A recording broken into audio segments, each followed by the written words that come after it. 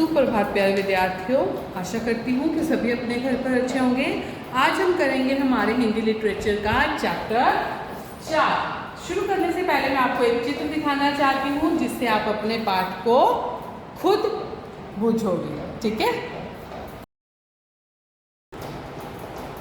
चित्र आपको किस चीज़ का नज़र आ रहा है कि शायद एक कोई लड़की है ना, पर ये लड़की के साथ ये क्या बंधा हुआ है, ये सब क्या है?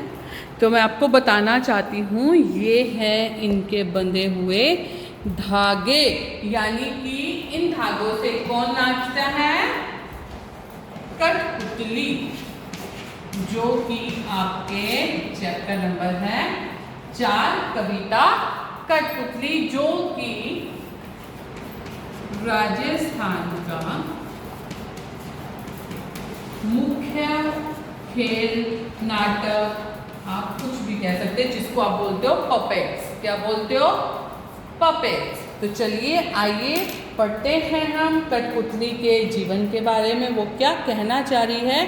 कवि इन कठपुतलियों के मन के भाव अपने द्वारा कैसे व्यक्त कर रहा है। कवि का नाम है भवानी प्रसाद मिश्र। जी हाँ, चित्र को आपने ध्यान से देखा तो आपको किसकी याद दिखा रहा है? किसकी याद दिला रहा है? कठपुतली। कठपुतली होती हैं जिसको आप पपेट्स बोलते हो, जिनका आजकल हम शो भी देखते हैं। ये कहाँ की है? राजस्थान की बहुत ही मशहूर नाटक या खेल है, जो कि वहाँ पर बहुत खेला जाता है और दिखाया जाता है। पपेट्स कठपुतली क्या होता है? कुछ कपड़ों का एक इंसानी रूप दिया जाता है, जिनके ऊपर कोई भी नाटक हम आधारित करके लोगों को दिखाते हैं कौन कैसा करेक्टर करता है। जैसे आप मूवीज़ देखते हो, फिल्में देखते हो, फिल्मों में भी जैसे वो रियल में सब इंसान करते हैं, ऐसे ये कठपुतलियों से धागों से बांधकर उनको नचाते हैं। मैं आपको एक चीज़ और बताना चाहती हूँ, इसके साथ साथ आपका एक गतिविधि कार्य है, आपने फिंगर पपेट्स बनाने हैं और उन पर एक कहानी भी आधारित करनी है। ठीक है, ये फिंगर पपेट्स बना के आप मुझे वीडियोस बना के भेजोगे इसकी, कि आपने कौन सी कहानी कैसे उन पर बनाई। ठीक है, और जो फिंगर पपेट्स आपने बनाए होंगे, कहानी बनाने के बाद आपने अपनी उत्तर पुस्तिका पर उसको पेस्ट कर लेना है। ठीक है, तो चलिए मैं आपको बताती हूँ कि जो कठपुतली का नाम तो आपने काफ़ी सुना ही होगा। कठपुतली का इतिहास बहुत पुराना है। कठपुतली का खेल गुड्डियों तथा पुतलियों द्वारा खेला जाता था। कठपुतलियाँ या तो लकड़ी की होती हैं, या कागज की लुगदी से बनाई जाती हैं, या शरीर के भाग उस प्रकार जोड़े जाते हैं, उनसे बंधी डोर खींचने पर वो अलग अलग हिल सकें। यानी कि उनको इस तरह बनाया जाता है ताकि वो जब धागा खींचे, यहाँ का, यहाँ का, यहाँ का, ये तो सब ये अलग अलग हिले कठपुतली के। भारत में पारंपरिक पुतली नाटकों की कथा वस्तु में पौराणिक साहित्य, लोक कथाएं और किंवदंतियां की महत्वपूर्ण भूमिका रही है। पहले अमर सिंह राठौर, पृथ्वीराज, वीर रांझा, लैला मजनू और शीरी फरहाद की कथाएं ही कठपुतली खेल में दिखाई जाती थी। लेकिन अब समसामयिक विषयों पर जैसे महिला शिक्षा, प्रौढ़ शिक्षा, और परिवार नियोजन के साथ साथ हास्य, व्यंग, ज्ञानवर्धक व अन्य मनोरंजक कार्यक्रम दिखाए जाने लगे हैं। कठपुतली की कविता है क्या? कठपुतली गुस्से से उबली, बोली, ये धागे क्यों है मेरे पीछे आगे? इन्हें तो तोड़ दो, मुझे मेरे पांव पर छोड़ दो। सुनकर बोली और कठपुतलियां कि हाँ, बहुत दिन हुए हमें अपने मन के छंद छुए। यानी कि ये जो लेखक है भवानी प्रसाद मिश्र, इस कठपुतलियों के भावों को प्रकट कर रहा है कि ये कब तक इन धागों से बंधे हुए नाचती रहेंगी। छोड़ दो हमें अपने पांव पर क्या ऐसा हो सकता है कि अगर हम इन्हें अपने पांव पर छोड़ देंगे कि ये चल फिर सकती हैं या अपना काम कर सकती हैं? नहीं।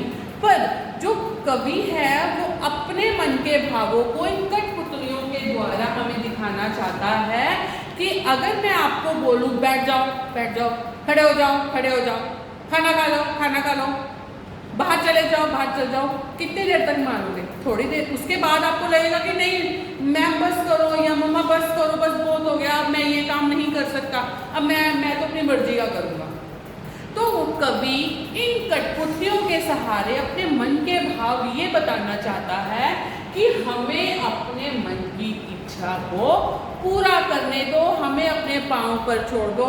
जब एक कठपुतली बगावत पर उतरती है तो उसे देखकर बाकी सभी कठपुतलियां भी बगावत करती हैं कि हाँ, हमें अपने मन की करने दो, अब हमें अपने हाल पर छोड़ दो कि मैं अपने पाँव पर खड़ी होकर वो सब काम करना चाहती हूँ। अपनी मर्जी से मुझे काम किए हुए साल बीत गए हैं। इसके साथ मैं आपको एक कहानी सुनाती हूँ। एक स्टूडेंट आया मेरे पास, वो कहता आज मैम मेरा काम करने को मन नहीं कर रहा। मैं तो चलो कोई बात नहीं बेटा, पर आज काम बहुत ज़्यादा है, अगर आप कल को आपको हिम्मत है कि आप कल आज और कल दोनों का काम कर लोगे तो कोई बात नहीं, ठीक है आज मत करो पर कल आपको ज़्यादा काम करना पड़ेगा। तो वो कहता है ठीक है मैम कोई बात नहीं, मैं कल कर लूँगा, मैं पर आज नहीं करूँगा, ठीक है। इतने में दूसरा स्टूडेंट आता है तो वो पूछता है हेलो राजेश कैसे हो तुम? वो कहता है ठीक है, क्या आप काम नहीं कर रहे? आज मेरा मन नहीं है काम करने का। अच्छा तुम नहीं कर रहे? चलो यार मैं भी नहीं करता, आज मेरा भी मन नहीं है काम करने का। राजेश कहते हैं तुम क्यों नहीं करते भाई, तुम तो करो अपना काम, मेरा आज मन नहीं है। कहते नहीं तुम्हारा मन नहीं है तो आज मेरा भी मन नहीं है, मैं भी नहीं करूँगा। तो राजेश एकदम से डर जाता है। क्यों डर जाता है? वो सोचता है कि अगर मैंने अपना आज काम नहीं किया पर मैंने तो सोचा हुआ है कि मैं अपना बाकी काम कल कर लूँगा, क्या रवि भी ये काम कल कर पाएगा? इसका भुगतान कौन करेगा? क्या ये मेरी वजह से अपना काम नहीं कर रहा? तो वैसे ही ये कठपुतली सोचती है, मगर पहली कठपुतली सोचने लगी ये कैसी इच्छा मेरे मन में जगी। राजेश सोचता है मेरे मन में एक ऐसी इच्छा आई कि मैं आज काम नहीं करूं, काम करना तो मेरे लिए कितना ज़रूरी है, काम नहीं करूंगा तो कल मैं कितना तंग हो जाऊंगा। तो वैसे ये कठपुतली सोचती है ये कैसी इच्छा मेरे मन में आई, मैं तो चलती ही धागों के सहारे हूँ और अगर मैं ऐसा करूँगी तो मेरे पीछे की सारी कठपुतलियाँ भी मेरे जैसा करेंगी, उनका भरपाव कौन करेगा, उनको सही राह कौन दिखाएगा? अगर एक भटकता है तो सभी उसके पीछे भटकने लगते हैं, पर अगर भटकने वाला ही सुधर जाए कि मेरी वजह से ये सारा गलत काम हो जाएगा, नहीं नहीं नहीं मैं ये काम नहीं कर सकता, मैं ये सब कुछ नहीं सुन सकती, मैं ये सब कुछ नहीं सह सकती,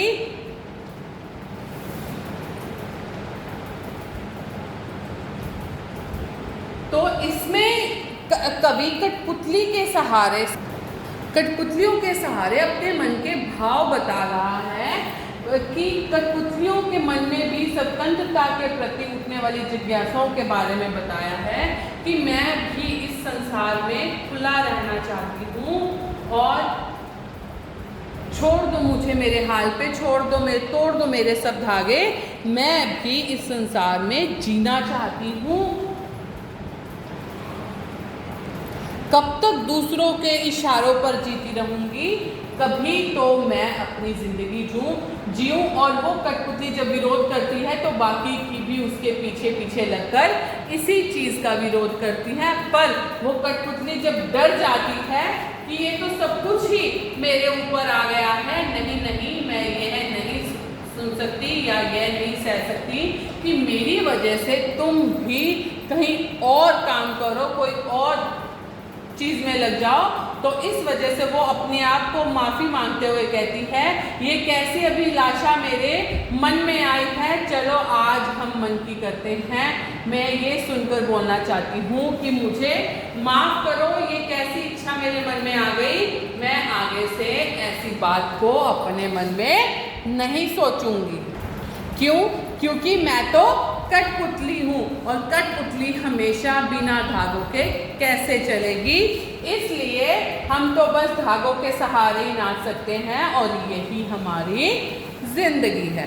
ठीक है, तो ये थी हमारी कविता, बहुत ही अच्छी, कवि ने बहुत ही सुंदर तरीके से अपने भाव को हमारे सामने रखा।